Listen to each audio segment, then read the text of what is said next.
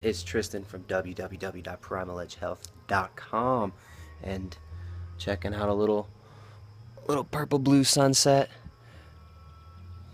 getting some of the last rays of sunshine as the day comes to an end here in the Andes, a little town called Vilcabamba, Ecuador. And we're actually visiting the U.S. in a few weeks, so might be seeing you guys, might be seeing some of you coming from the Florida area. We're going to visit my folks and my grandmother, who is 90 years old. Got those longevity genes. She's an awesome woman, and she's she's having a hard time, and she's nearing the end of the road. So I'm gonna go visit her, and I haven't seen her in a long time. Really excited. So might be seeing all you guys soon. Got some special announcements coming up regarding our trip, and so stay tuned for that. But I want to talk about something, a little glitch in the matrix starts to show up around the holidays, and I see a lot of comments, get a lot of questions, and actually most of my clients don't really struggle with this, but this is something I see in a lot of like message boards and kind of hear it coming from a lot of different places, and that's, I messed up, I ate carbs, or I plan on messing up and eating carbs. What do I do to get back on to my ketogenic diet? So there's so many angles to attack this question from, but first and foremost, I want to say, especially depending on where you're at in your journey, if you're already well adapted to a ketogenic diet, if you've been doing it for more than, I don't know, 4 to 8 weeks for most people, having one meal that's off your plan, that's not like normal keto foods for you, is not going to be a huge deal. I mean, unless you're eating a bunch of foods that you're like blatantly allergic to, you shouldn't expect an overly negative reaction. Now, if you do mess up, the most important part is the mental part.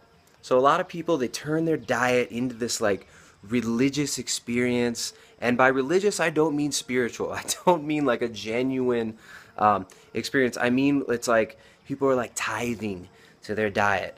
The diet becomes this thing that they kind of project their insecurities, aspirations, and whatever else onto, and it can become an unhealthy thing. So this happens a lot of the time in people who've been dieting for a long time. People who've done like contest preps and stuff like that.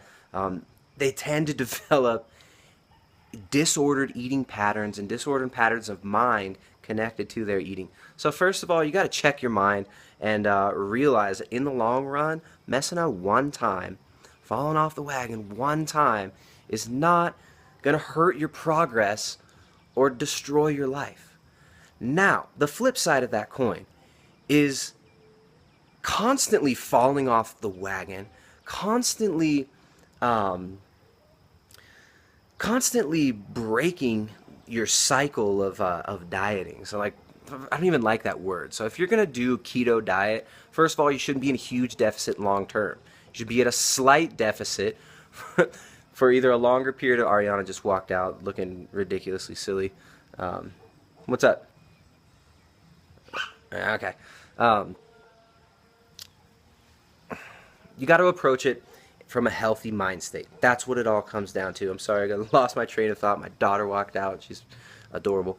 And but the most important thing is your mindset. If your diet becomes like this religious thing and you're constantly breaking out of the cycle, feeling guilty about it, feeling ashamed, and then going back to it over and over and over again, then it's not sustainable for you, and you're developing disordered eating habits, and you should really check yourself and rear your mind in and kind of cut some of those attachments and figure out what's going on mentally and emotionally, and cut some of those cords.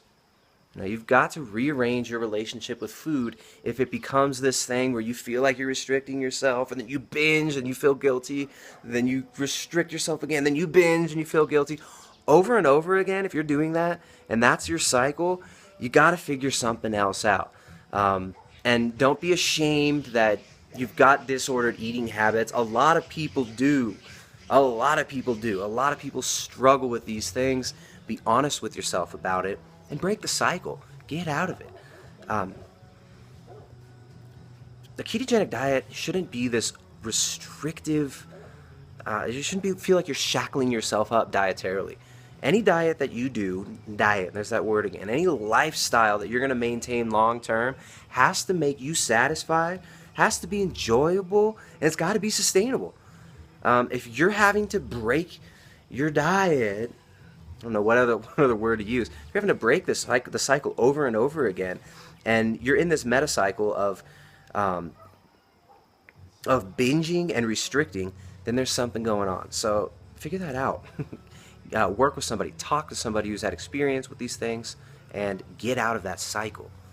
So those are two sides of the same coin. One side of the coin is don't worry about it so much. If you mess up for a day, just get back on track. Keep on going. Start eating your keto foods again, and make it sustainable, enjoyable, and you can stick to it long term, no problem. Now, there's a lot of people who, for everything, is like all or nothing. Now, a ketogenic diet doesn't have to be adhered to forever. I don't recommend a cyclical ketogenic diet to most people, but breaking out of ketosis, eating carbs for a few days, there's nothing wrong with it. Don't get this in your head that carbohydrates are bad. If you ever eat carbs again, you're going to get Alzheimer's, all this inflammation, diabetes, whatever. You don't have to take it to these extremes. Carbohydrates are not bad, especially in context, especially seasonally. I live in a place where carbohydrates grow year-round. It's not hard for me to stick to a ketogenic diet, but occasionally I will eat carbohydrates, and I will not feel guilty about it. Whoa, I'll even talk about it, tell you what I eat. Actually, the last 2 days, I have been eating carbohydrates. I've been drinking lots of fresh raw milk. I was having some issues with my gut, got sick a few weeks back, and part of my protocol for healing my gut, for making everything kind of balance out again, is utilizing raw milk and some carbohydrates. I don't know if it's gonna, I don't know the exact effects or the real exact reasons why I've been eating carbs the last 2 days, but I've been enjoying it. Probably eat them for a few more days and get back on keto because I really like keto. So carbohydrates are not bad. You don't need to fear carbohydrates. But if they're going to interfere with your long-term goals, if these are trigger foods, they're going to kind of switch you into this justification mode of eating Snickers bars and junk food and processed crap carbs all the time, then I would suggest avoiding it. Put up a firewall. Something you can do if you're going to a dinner for Thanksgiving, make your own cauliflower mashed potatoes. Cauliflower mashed potatoes, I prefer to normal potatoes. I don't really do that well with potatoes. They just make me farty and bloated. I prefer cauliflower mashed potatoes. And a lot of people who we've made cauliflower mashed potatoes for have enjoyed them immensely. So there's a lot of different things you can do. If you plan on eating carbohydrates for a few days, I would suggest tapering down your fats over a several-day period and then tapering up your carbohydrates, kind of inoculate yourself against them so you don't get too bloated. You know, maybe if you're planning on eating carbs for a few days, have some small portions of those carbohydrates leading up to it. Eat your carbs, taper back into keto. That's another way to do it. Another way to do it is just eat whatever you were planning on eating, and then get back on track. So there's many different ways to attack this, but I think the most important part is checking your mental relationship with food, your long-term goals, and sustainability of what you're doing. If your diet makes you feel so restricted, so oppressed, that you have to do like cheat days all the time, then it's probably not sustainable for you, and you got to rearrange your diet. You got to find a way to make it sustainable and enjoyable. Carbohydrates are not bad. There's nothing wrong with eating carbs every now and then. When you do long-term keto, eating carbs is just not as enjoyable, at least for me and for a lot of people that I know have done keto long-term. The most I've ever been able to eat carbohydrates, the longest time I've been able to eat carbohydrates has been like 3 days before I just want to get right back on keto, just because I feel so good in ketosis. So if you're going to eat carbohydrates, there's a lot of different ways that you can kind of buffer against those negative feedback loops and stay out of those cycles of feeling restricted, getting cravings, binging, feeling guilty, going back to it. That's not sustainable. Don't do that. These Instagram gurus and stuff that you see who post like they're super lean all the time. Oh, check out what I'm eating. I'm eating all this junk food. If it fits your microwave, processed crap. If that appeals to you, then go for that. But that's not my audience. I'm about whole foods, not the store, not the overpriced store. I'm about organic, whole foods, real unprocessed food sources. Not stuff that comes in a easy microwave package, stuff that's wrapped in cellophane. I'm all about nutritious, locally raised whole food sources. So focus on that. Keep your goals in mind. Keep the long-term plan in mind. If you stray from the road slightly, just get back on. There's plenty of freeway entrances up the road. So don't worry about it too much. Don't go crying around to your coach or whatever. Oh, I messed up.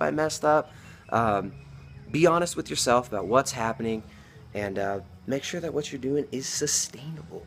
It's about long-term changes. It's about the long haul.